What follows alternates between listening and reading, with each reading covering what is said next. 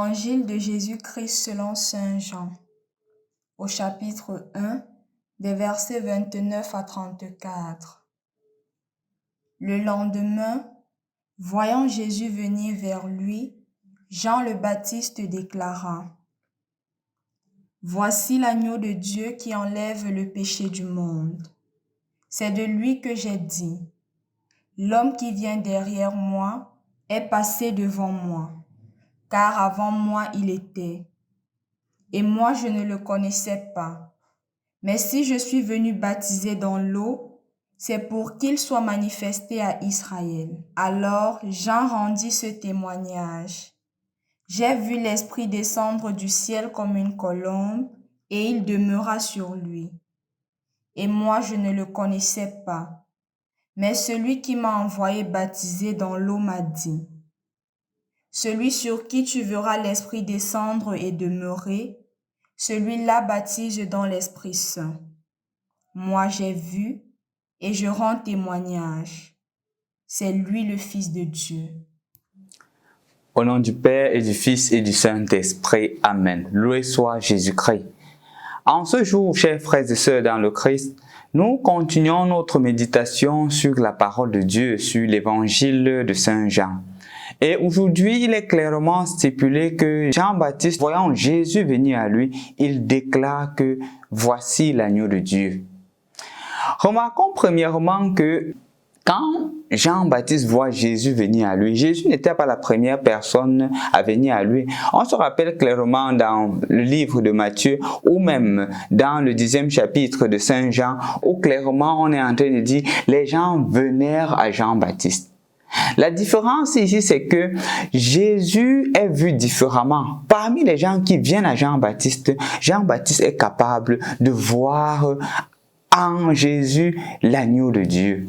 La capacité de voir ce qui est positif, la capacité de voir ce qui est exceptionnel, la capacité de voir ce que plusieurs autres personnes ne sont pas capables de voir. C'est en cela que Jean-Baptiste se distingue de beaucoup d'entre nous. Et c'est en cela justement que Jean-Baptiste nous est présenté en ce jour pour que nous puissions voir comme Jean-Baptiste voit.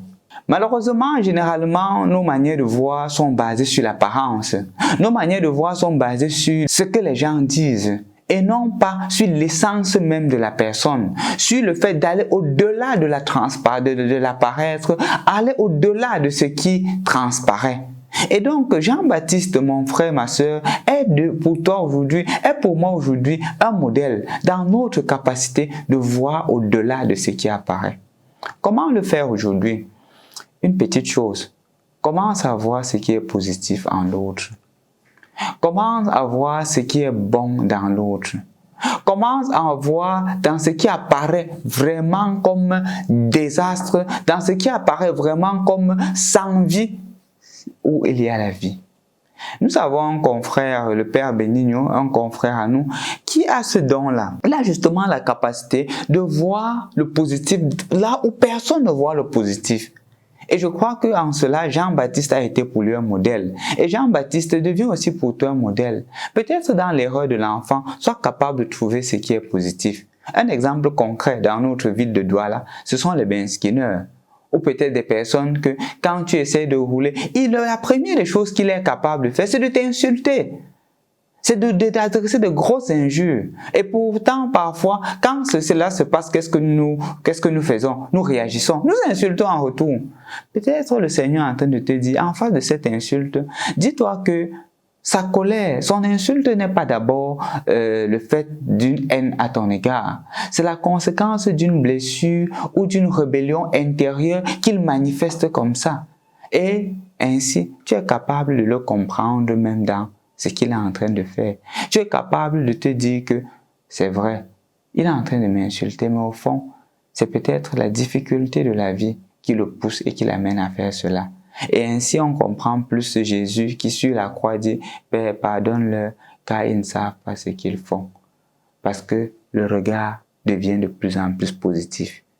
Et c'est quand on est capable de faire cela qu'un regard pessimiste commence à prendre la place, commence à se reculer et le regard positif se produit.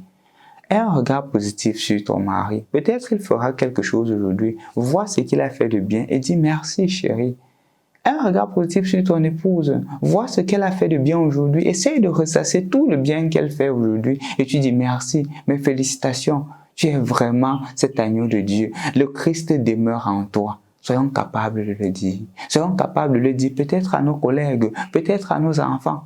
C'est parfois dommage que nous voyons que ce qui est négatif dans la vie des autres, on n'a pas le courage d'ouvrir les yeux comme Jean et de voir ce qui est positif. Aujourd'hui, vois ce qui est positif. Quand une situation se présente à toi, ne commence pas d'abord à juger, à critiquer. Regarde où est ce qui est bon en cela comme Jean-Baptiste. Et quand tu vois, aie le courage de dire, c'est très bien. Au nom du Père et du Fils et du Saint-Esprit. Amen.